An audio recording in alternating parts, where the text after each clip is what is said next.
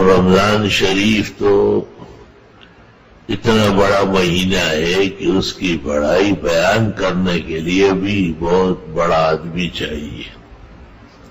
ہم جیسے کمزور طالب علم بیمار کسی کام کا نہیں ہے.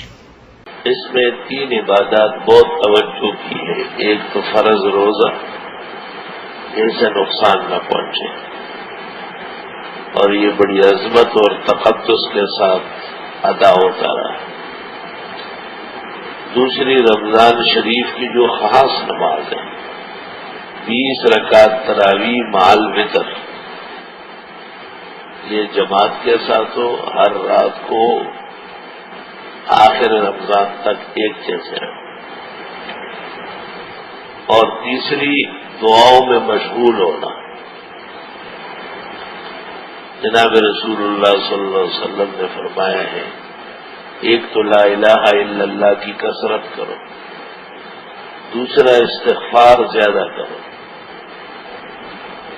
اور آپ نے جو دعا تعلیم فرمائی وہ یہ ہے، اللہم انک عفو کریم تحب العفو فاعف عنا وانا نسألک الجنہ ونعوذ بک من النار. معنی اور مطلب اس کا یہ ہے کہ اے پروردگار، آپ کے ناموں میں ایک نام معاف کرنے والا ہے، اور آپ معاف کرنے کو بہت پسند فرماتے ہیں. ہمیں بھی معاف فرما، اور ہم آپ سے جنت مانگتے ہیں اور جہنم سے بچنا چاہتے ہیں. بہت ہی مبارک الفاظ ہیں. اگر سارا دن رات آدمی لگا رہے ان الفاظ کی قدر و قیمت تک نہیں پہنچ سکتا. معلوم یہ ہوا کہ مبارک گھڑیوں میں، خاص کر رمضان شریف کے اوقات میں، دن رات کے مختلف احوال میں دعا پر توجہ ضروری ہے. مطلب میرے کہ گھروں میں، اپنی نشستوں میں، دفتروں میں، دکانوں میں، مسجد آنے سے پہلے، جانے کے بعد، رات کے وقت، دن کے وقت دعا کی نشستیں لگاؤ. اور دعا تو توجہ اللہ کا نام ہے، اللہ سے مانگنے کا، خیر مانگنے کا نام ہے، شر سے بچنے کا نام ہے. افطار کے وقت بھی دعا مانگی جاتی ہے. ضروری نہیں ہے کہ سب لوگ اجتماعی مانگیں اور سب لوگ ہاتھ اٹھائیں.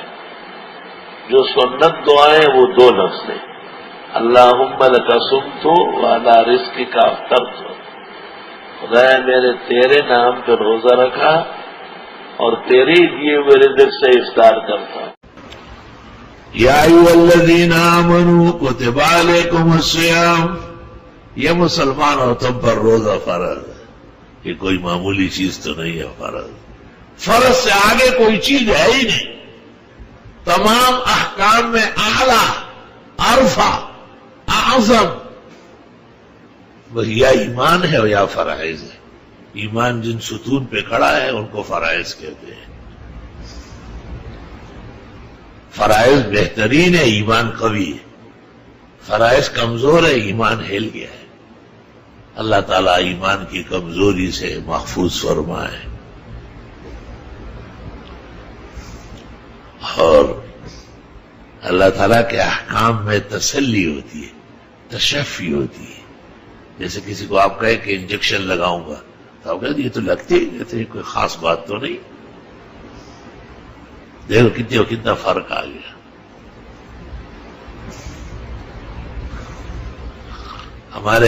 میری ایک بیٹی بہت بیمار تھی ایک زمانے میں، تو ایک بڑے ڈاکٹر نے چیلنج کے ساتھ ایک کورس لکھا اور کہا کہ بس اس میں یا آر ہو یا پار.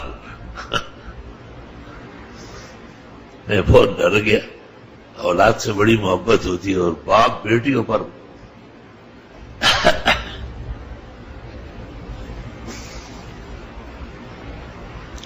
تو ایک چھوٹے ڈاکٹر جو ہمارے جان و جگر ہے، ڈاکٹری میں تو چھوٹے ہیں لیکن اخلاص میں بہت آگے، وہ آئے خیریت میں. اس نے کہا ایسے ہی بڑے آدمی ہے، کچھ بھی نہیں، میری ضمانت میں لگاؤں گا، کچھ بھی نہیں ہوگا. دیکھیں ذرا ان کے کلام میں اور اس کے کلام میں فرق کتنا ہے. چنانچہ انہوں نے خود وہ انجیکشن پورے کیا اور وہ بھی ہماری عمر بھر کے لیے صحت مند ہو گئی.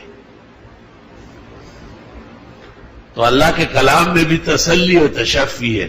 کما کتب علی الذین من قبلکم، تم سے پہلے امتوں پر بھی روزہ فرض رہا ہے. بغیر روزے کے کوئی مسلمان نہیں رہ سکتا، اور بغیر روزہ رکھے کوئی جنت جا نہیں سکتا ہے. لعلکم تتقون، تمہیں خلاف سے بچنا چاہیے اور تمہیں تقوی اپنانا چاہیے. الحمدللہ، الحمد کا شکر والحمد. خدایا تیری خدائی مسلم ہے، خدایا تیری عظمت الوہیت مسلم ہے. خدایا آسمان و زمین و تمام پتے اور حرکت کے مالک و مختار صرف آپ ہیں. آپ راضی رہے تمام بلائیں ٹلے گی، تمام آفات واپس ہوگی، تمام خوشیاں اور کمالات نصیب ہوں گے. لکا منا والارشاد والحمد والجلال.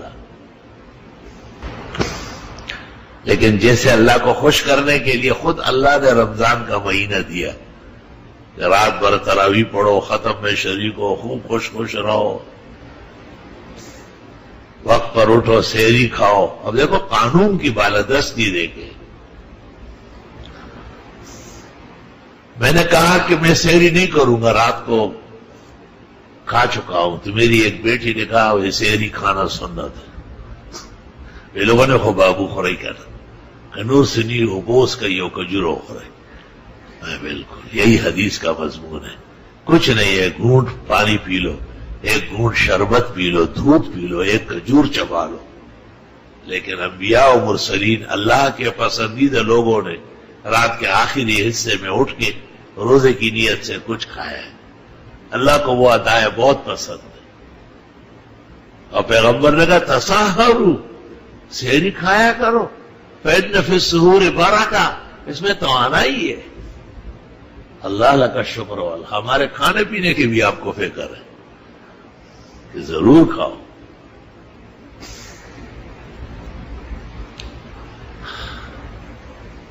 پھر یہ کہ کھانے اور پینے میں احتیاط، وہ 5 چیزیں جن سے تقوی بنتا ہے.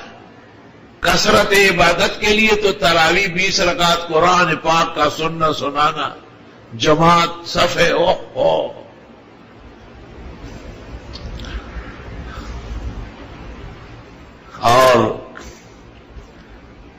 اوقات دیر تک جگا کے رکھنا.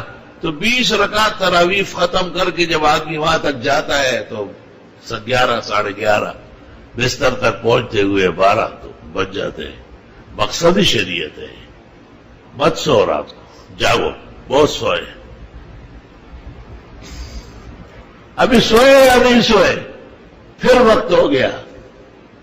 وہی جروجے ہر ماخام اختر دے خود زری دے پیشمنی دے نارو شما.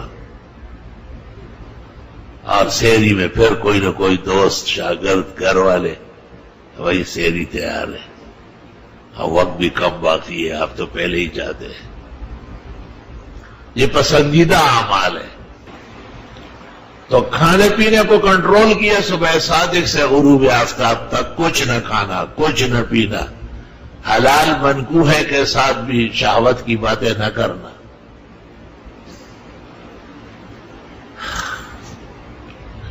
فقہا کہتے روزے کے معنی کرتے هو الامساک عن المفترات الثلاث، مراقی و تحتاوی و امداد الفتاح و قلبی کبیر و ننایا و بنایا و درایا و سارے بڑے پڑے.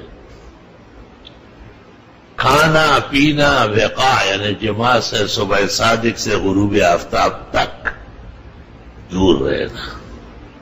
فریج بھرا ہوا ہے ٹھنڈی بوتلوں سے اور سارے بیویاں لگی ہوئی ہے، ٹاک ٹوک کیے، افطار بن رہا ہے، یہ تیار.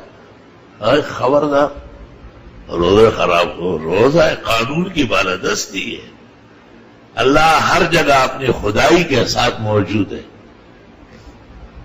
کوئی شخص کسی جگہ بھی ایک ذرہ برابر آگے پیچھے، اس کو پتا ہے یہ روزہ ایسا گپ شپ نہیں ہے بھائی، یہ اللہ کے لیے ہے، اس کو سب معلوم ہے. اس لیے حدیث میں ہے الصوم لی، اللہ فرماتے ہیں وَأَنَا أَجْزِي بِهِ، روزہ لوگ میرے لیے رکھتے ہیں، فرمائے میں ہی اجر دوں گا اس کا۔